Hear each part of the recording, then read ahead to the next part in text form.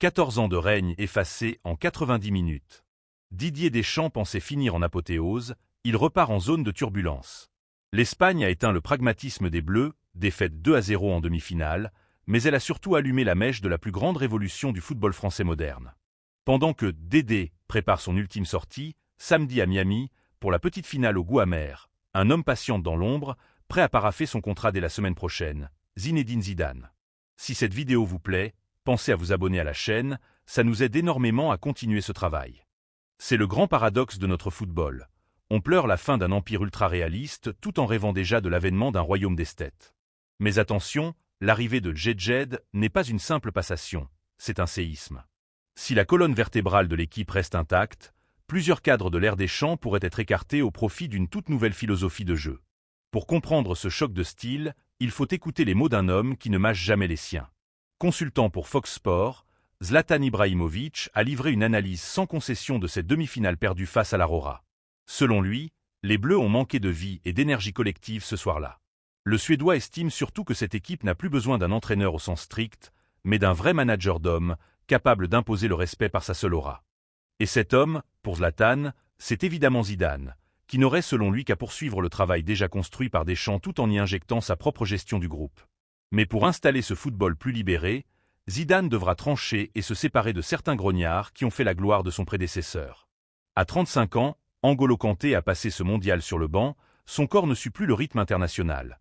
Une retraite internationale sous l'ère Zidane paraît presque logique. Lucas Digne, lui, a rendu d'immenses services, mais son erreur qui offre le pénalty décisif face à l'Espagne pourrait bien sceller son sort dans un système plus offensif. Quant à Lucas Hernandez, moins utilisé en club que son frère Théo dont le profil très porté vers l'avant rappelle davantage la philosophie de jeu que Zidane affectionne, sa place internationale semble aujourd'hui fragilisée. À l'inverse, Zizou s'apprêterait à réhabiliter les artistes que la rigueur de Deschamps avait tenus à distance. Imaginez un milieu où Adrien Rabiot, l'une des rares satisfactions du naufrage face à l'Espagne, garde son rôle de sentinelle, mais entouré de créateurs purs. Deux noms reviennent avec insistance, Ryan Cherki et Magda Kliouch. Ces deux milieux offensifs partagent avec le futur sélectionneur cette sensibilité rare du ballon, cette vision esthétique du jeu. Sous l'aile d'un patron qui leur ressemble, ils pourraient enfin avoir le cadre de confiance nécessaire pour s'imposer au niveau international. Et que les puristes se rassurent, cette révolution ne rase pas tout sur son passage. La colonne vertébrale reste largement conservée, Mike Maignan intouchable dans les buts, William Saliba et Dayo Upamecano confirmés comme le présent et l'avenir de la défense. Devant, l'animation offensive continuera de tourner autour de Kylian Mbappé, capitaine des Bleus et désormais sous les ordres de son idole au Real Madrid. Entouré par la vitesse de Michael Olise, Ousmane Dembélé, Désiré Doué et Bradley Barcola, le numéro 10 tricolore devrait bénéficier d'un système bien plus libéré. Petite pause abonnement. Si le sujet vous intéresse, l'abonnement à la chaîne est gratuit et ça nous permet de sortir encore plus d'analyses comme celle-ci. Avant de commencer cette vidéo, un chiffre, sur les 10 dernières personnes qui ont regardé cette chaîne, seulement 2 sont abonnés. Si tu fais partie des 8 qui repartent sans s'abonner, tu vas rater la suite de cette histoire. Et crois-moi, elle va plus loin que ce que tu imagines. Un clic, ça prend 1 seconde et ça change tout pour la chaîne. Reste un obstacle de taille, l'argent.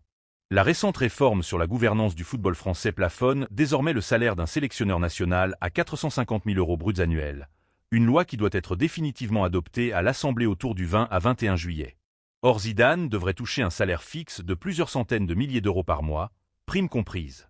La Fédération française de football, présidée par Philippe Diallo, va donc devoir solliciter une dérogation exceptionnelle auprès du ministère des Sports pour offrir à Zidane un contrat digne de son statut de triple vainqueur de la Ligue des Champions. Un mécanisme inédit qui donne, de fait, un droit de regard du pouvoir politique sur la nomination du sélectionneur des Bleus.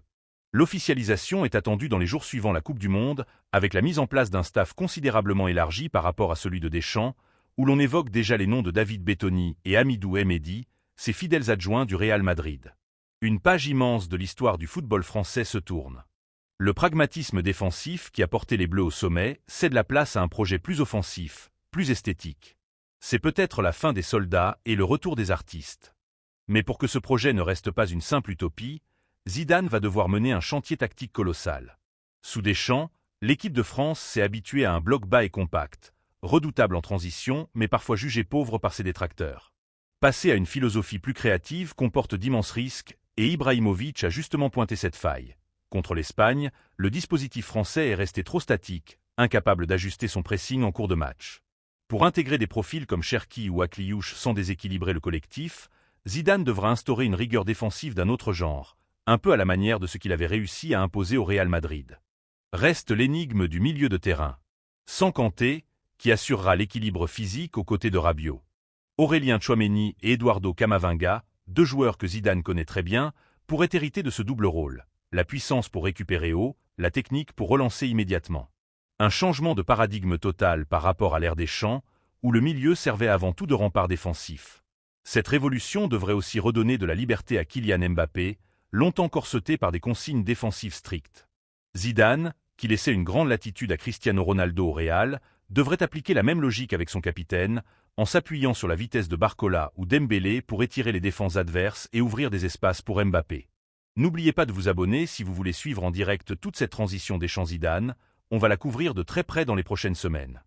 Au-delà du jeu, le vrai défi de Zidane sera humain. Recréer une union autour de son nom, effacer la lassitude qui s'était installée en fin de cycle. Installer Zidane sur le banc des Bleus, ce n'est pas seulement nommer un entraîneur, c'est transformer en profondeur le fonctionnement de la fédération. Sous Deschamps, tout passait par le sélectionneur. Avec l'arrivée de Zidane et d'un encadrement très renforcé, la FFF s'apprête à vivre une forme de décentralisation du pouvoir. Et Philippe Diallo le sait. Accepter cette dérogation salariale, c'est aussi reconnaître que la marque Zidane pèse aujourd'hui plus lourd que l'institution elle-même. Sous Deschamps, la star, c'était le collectif. Sous Zidane, la lumière sera bien plus braquée sur le sélectionneur lui-même, ce qui pourrait paradoxalement soulager certains joueurs de la pression médiatique. Mais cela impose aussi une exigence de respect immédiate.